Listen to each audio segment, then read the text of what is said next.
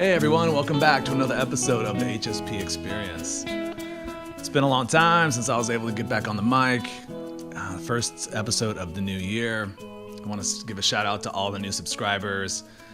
So I think I passed like 450, which I think is pretty awesome. I really appreciate you guys and all the comments and everything that this community, this HSP community means to me is a lot. I appreciate it. Yeah, so it was interesting. I plan on doing another episode before today. I mean, it's like mid-February, right? But something interesting happened, and I'll talk about it. So first, what ended up happening is I decided to do dry January, like I mentioned in the last episode. And it was really interesting. I don't drink a lot, but I did drink more than I wanted to, say in the last year or two. I mean, I was drinking on the weekends, but I was, starting on Friday night, maybe drink the next day, even on Sunday sometimes. I was partying on the weekends, let's say. So that's why I wanted to do dry January, just to dry out and just to kind of see what it was like to not drink for a month. And it was really interesting. So I was not ready for all the emotions that happened to me. Apparently, when you stop drinking, your brain starts to like reset chemically, and oh my God, I had like the worst anxiety and depression, and it was a pretty dark time actually. The first couple days anyway. I wanted to talk about it a little bit because I'm sure a lot of people that watch and listen, drink, and there's nothing wrong with drinking, moderately, let's say, but I'm sure, sometimes you can kind of get into like patterns and routines, and you're hanging out with a certain group of people, and you go out, you drink, and it just becomes part of your life.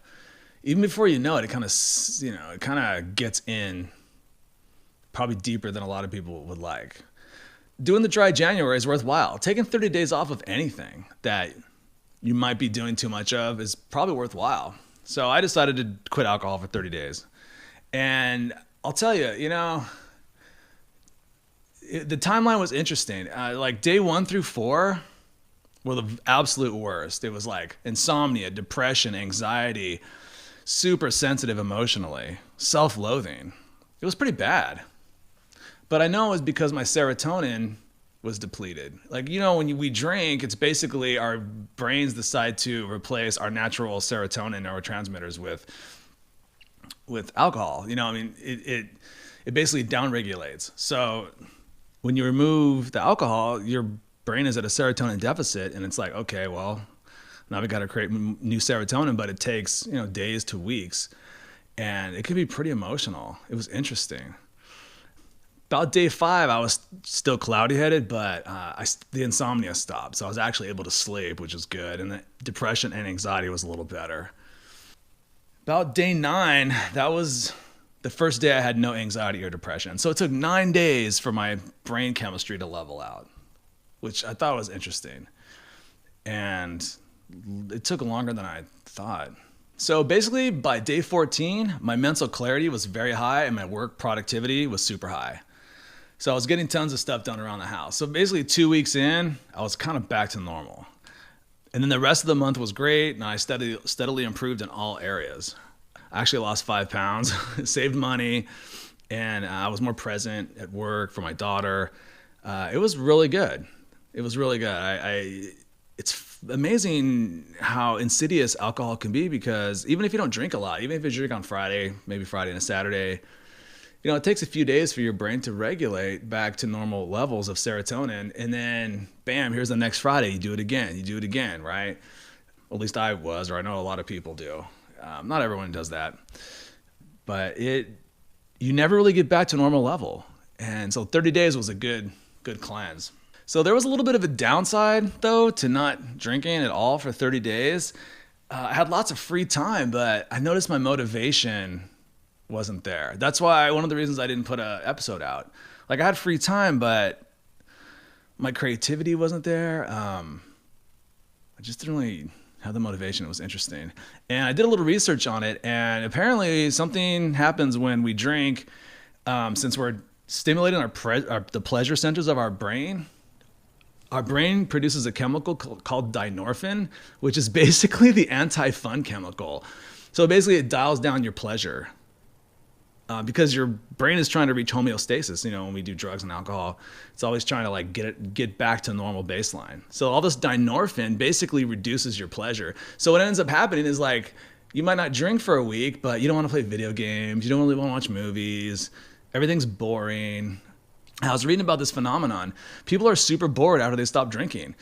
Like a lot of the things that they normally like to do, they don't want to do anymore. But it's just because this dynorphin is pumping around in their body. So that's got to go away. That takes a few weeks to dissipate. But by the end of the month, I definitely was enjoying like comedy. And I wasn't thinking like, oh, I wish I was drinking right now watching this comedy special. Like I was laughing, I was having a good time. But it took a couple weeks. Yeah, alcohol is a tricky one. It's a tricky little drug, let me tell you. So another thing I realized is I didn't socialize a lot for the month of January. And it got me thinking, do I drink to socialize or do I socialize to drink? You know, a lot of my friends are drinkers. And I know if I would have said, hey, let's go, you know, kayaking or let's go do something, they'd want to bring beer and alcohol with along, which is great. They can. It's fine. You know, that's their prerogative. But I really didn't want to be tempted. I didn't want to be around it. And it got me thinking like, wow, you know, I really need to meet some non-drinking friends. Like, yeah, you know, what happened is, you know, I've talked about this before on here, is I was married for 10 years, got divorced 2 years ago. And so when I got divorced, it was like one of the easiest ways for an introvert like me to make friends is to go to like find drinking buddies, like at work, or hey, you want to go get a beer? You want to drink? You know, everyone can bond over alcohol, no matter what. So it's kind of like the lazy way to create a social circle. And I realized I've been doing that. I've been relying too much on like party friends, and they're cool people. I'm not knocking them everything, but beyond alcohol and partying, I don't really know what we have in common. So it got me thinking, you know, I probably should look at that. Yeah, so I didn't really go out a lot in January. And it got me thinking about introversion and drinking. And my pattern of drinking is, I think, you know, I'll just speak for myself as a pretty strong introvert. I like my alone time, and I don't mind drinking alone. So a lot of times what would happen, my pattern has been I might go out with friends on Friday night, maybe have a couple beers, but then I'm kind of done socializing, right? So I'll be like, well, I'm out of here, but I might roll by the liquor store on the way home, pick up some more beer, and then drink by myself. And then I might have a little left over the next day, so I might have a little hair of the dog and drink, you know, like around noon or in the morning sometimes, just to mitigate that hangover. And, you know, an extrovert might say like, oh, why do you like to drink alone? But I prefer partying alone. I actually do. And I think that's where introverts can get into trouble, because it's not good to drink alone. It's not good to party alone, right? There's nobody to kind of tell you when to stop, or, you know, it's just, you could just drink all day. And I don't know. I wonder if a lot of people with addiction issues are introverts, you know, I don't know. It's interesting. Introverts that maybe have trauma and have issues that they're trying to self-medicate with alcohol. You know, I know a lot of HSPs I talk to don't even drink, or they barely drink. So yeah, this introverted partying. Think about that. I don't know. It's interesting. So anyway, I did dry January. I was feeling awesome, feeling amazing. And then Super Bowl weekend, I drank again. So I drank on Friday night. I think I drank over the whole weekend, basically, on and off at different parties and things. And all the anxiety, depression, self-loathing, foggy mind, it all came back. I'd forgotten what anxiety hangover feels like. And I think that's when I decided to just quit. It just, doing that dry January showed me how good life can be without toxic chemicals, and not even so much toxic chemicals, more like it taught me how good life can be with proper levels of like serotonin in our brain. You know, that's the problem. Alcohol, especially if you're older, I mean, it happens to younger people, but they can recover quicker. And I'm like in my 40s, right? When I drink, it's like carpet bombing my serotonin neurotransmitters, and it's just not worth it.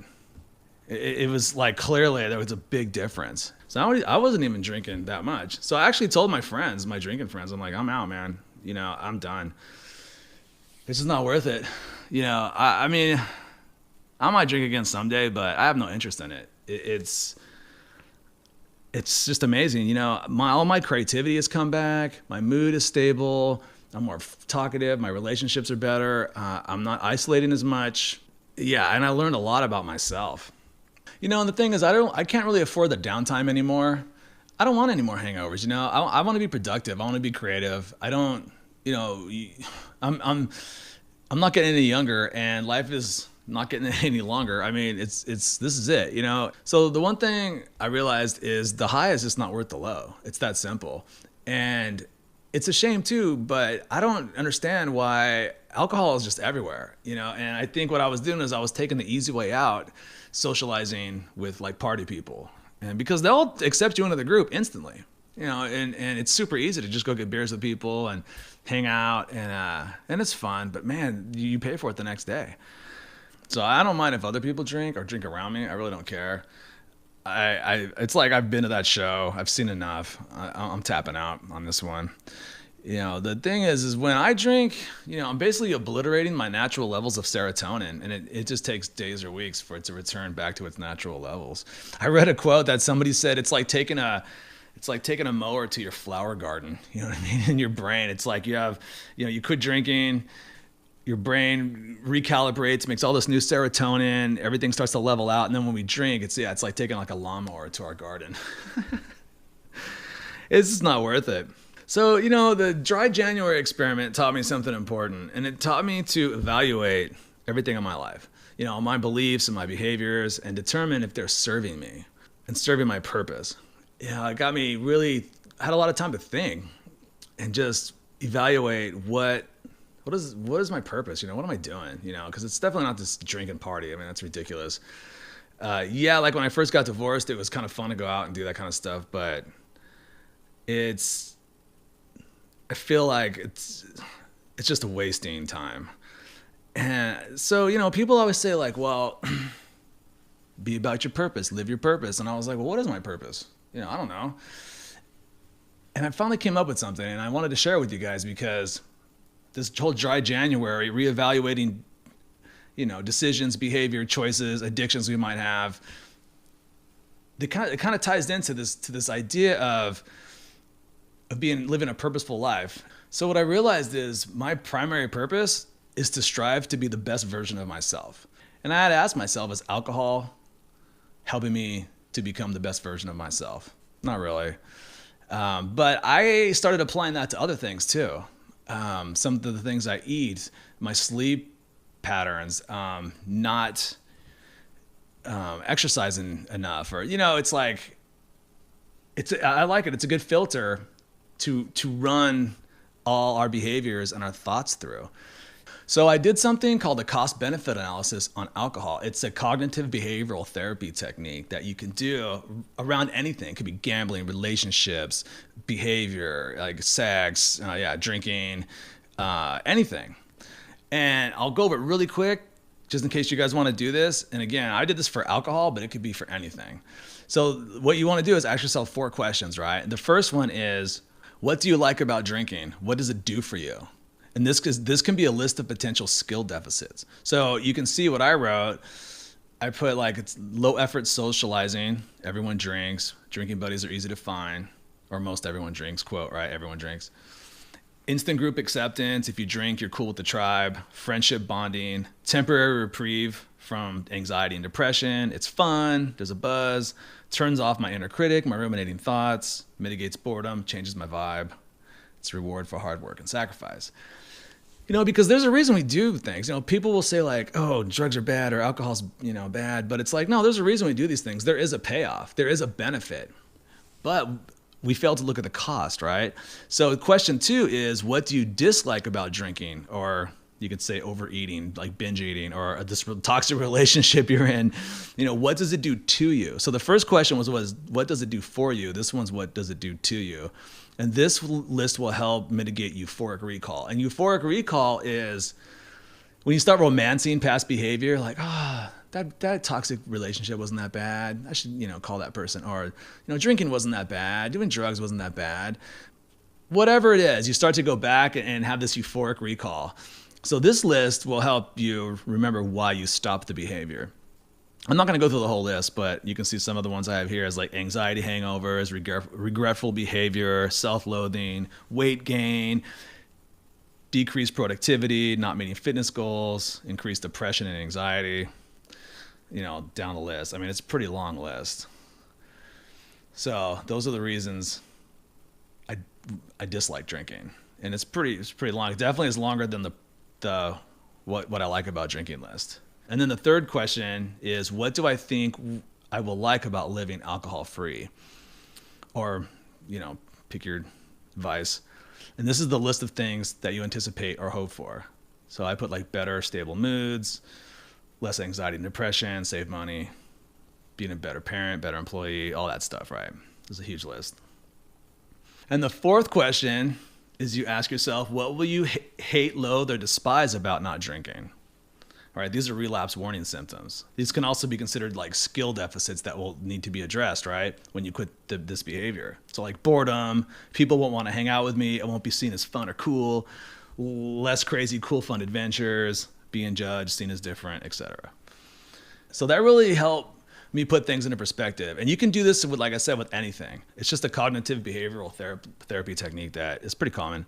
So that got me thinking about my skills deficit, right? I mean, a lot of people drink to socialize. I kind of did that. It's easy to make friends. It's fun. But we should be able to do those things. Well, I should be able to do those things without alcohol. And if I can't, that means there's a skills deficit there. And yeah, I'm an introvert, but I believe all people should be able to socialize to some degree, right? Even if you're an introvert, you should be able to still go out and socialize. It'll still run your energy down. You might not want to socialize for, 8 hours like an extrovert, but we should still be able to do that. So what I decided to do is, in lieu of drinking, and I'm just closing that chapter. I'm done with it, right? Because in order to be the best version of myself, I need to work on these skills deficits. I need to go out and make non-drinking friends. I need to go out and make real friends. Friends that we have similar hobbies, we have similar interests.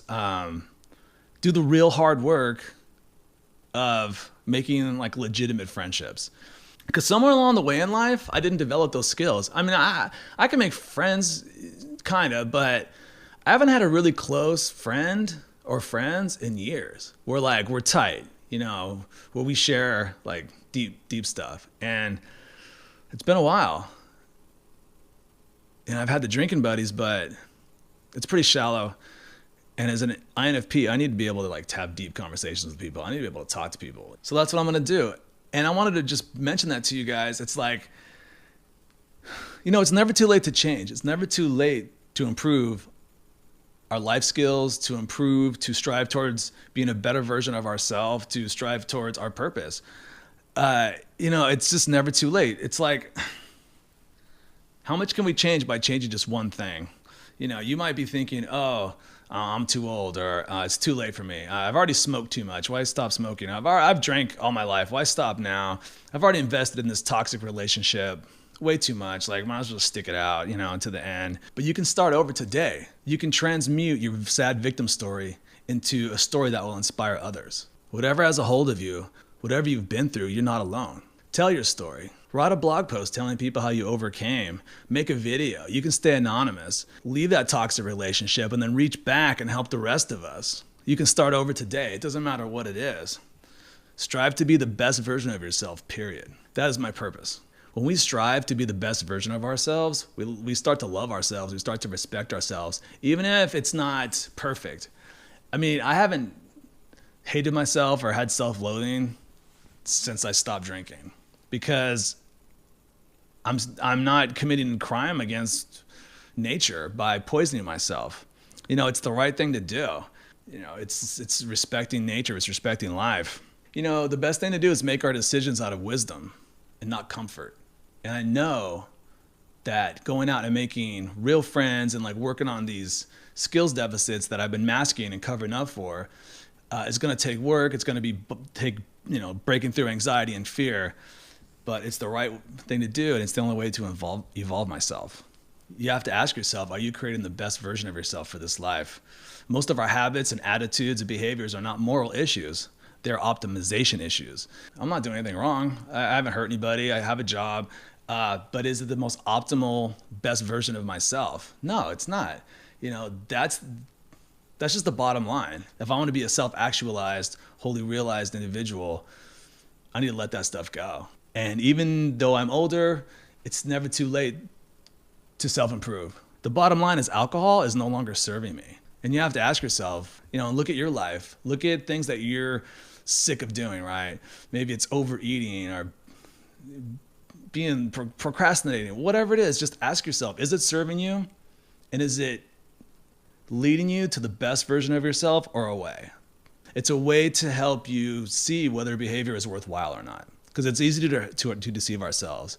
So I had to ask myself, is drinking moving me towards the best version of myself? No. You can ask yourself, are eating those donuts moving you towards the best version of yourself? Is binge watching porn, smoking, not exercising? I mean, these aren't judgmental, moralizing issues. These are just things. I find it was easier to let it go when I framed it in that way. It's like, I can do it. There's nothing wrong with it. But is it helping me be the best version of myself? And that becomes attractive to people. If you're in the dating scene and you're trying to meet people, you don't have to be perfect, but when you meet people and they realize, hey, this person's trying to be the best version of themselves. Not only is it attractive, if somebody comes into your life and they don't like you and they leave, you don't care because you're on your purpose. When you're on your purpose, you don't care. You're untouchable. You have this trajectory and this momentum, and it's just one direction. It's up. And people can either join you on that journey or they can leave, but you don't care. And it really doesn't matter what your life looks like at the moment. Your situation, whether it's fair or unfair, it's never too late to start living this purpose. Did someone victimize you? Did you victimize yourself? What if everything was just prologue for today? What if the next chapter started today? You're the hero of your own story. What would you have the hero of your story do to make you proud? I choose to work on my skills deficit. There's no easy answers and there's no way to mitigate fear but to confront it. This is the only way. We have to learn new ways to do things, to make friends, even if you're in your 40s, your 50s, your 60s. Just because we've always done something the same way doesn't mean we have to continue. You can rewrite your story. Don't define yourself by your past. You can be the hero of your own story. I didn't think the Dry January experiment would actually help me to realize this need for me to address these skills deficits. Honestly, I didn't think I would stop drinking from it. But what it has shown me is I have growth to do, and I'm gonna do it. It doesn't matter that I'm in my 40s and it's gonna take courage to do it. It's never too late. I rather go down a road I've never been down. That's the true adventure. As long as my intentions are good and I'm striving to be the best version of myself, what can really go wrong? I'm untouchable. So the Dry January experiment was definitely worth it. I recommend it. I recommend taking a month off for anything, but especially if you're drinking or doing drugs or any kind of vice that deep down you might need to check yourself. Just take 30 days off. You don't have to stop forever. But I was telling somebody today that the sky is more blue and the grass is more green. I feel how you feel when you're a kid when you don't have any. You don't hate yourself, right? You just love yourself. That's how I feel because I'm not doing anything to harm myself. And real quick, and I'll do another episode on this deeper, but I've also been meditating, and through meditation and exercise, I get the same relief and release from anxiety, depression, and rumination without the hangover. So that's what I've been doing. I've been using the Headspace app. I've been doing it for a couple weeks now, and I recommend it. So yeah, it was worth it. I just wanted to pass that on to you guys. I think I'll be able to put another episode out pretty quick. I'm not gonna be able to. I won't take so long this time. It's funny, INFPs, we have a tendency to ghost out on people, and there's some INFP channels that I follow. They're in you can see them on my YouTube channel. Penelope Lola's one, Lex Morningstar's another one. And it's so funny, they all took off a month. It's like we love to share and we love to do these videos in these podcasts, but it's weird sometimes. You just fade out. You're just like, I'm done. I don't want to do it for a minute. It's not that you don't want to do it. You just don't have anything to give sometimes. So anyway, I hope you guys got something out of that. I really hope you guys will consider like dry January, or just ask yourself, is my behavior and what I'm thinking serving me? Is it helping me to become the best version of myself? That'll like guide you. It's really helped me. Yeah. And it helps you not judge yourself. It's just, you're just evaluating something. It's helping me or it's not helping me go in the right direction. Bottom line. So as always, like, trust yourself. We know what we need to do. We have the answers in us. We're INFPs, we're HSPs. Like, our inner compass is pretty good. And just listen to that voice. It'll help you. It'll show you which way to go. All right, you guys, I'm out. I hope you got something out of this. Until next time, peace. Be the hero of your own movie. If your life was a movie, and it started now, forget about whatever financial disasters you've had, personal failures, relationship failures. What would the hero of your life's movie do right now? Do that. Do those things. We define ourselves far too often by our past failures. We look at our past and we say, well, that's me. That's not you. You are this person right now. You're the person who's learned from those failures, and you can choose to be the hero of your own movie right now. Write down your goals. Write down things you want to improve. Write down things you won't tolerate from yourself. Write down things that you've done in the past that you never want to see yourself do again. And go forth from here as the hero of your own movie. Build momentum. Build confidence and momentum with each good decision that you make from here on out. You can do it. Anyone can do it. We live in unique times. We live in one of the rarest times in human history where you can choose almost all the input that comes your way. Whether it's the movies that you watch, the books you read, the podcasts you listen to, you can choose to be inspired. Do that. Do that and be the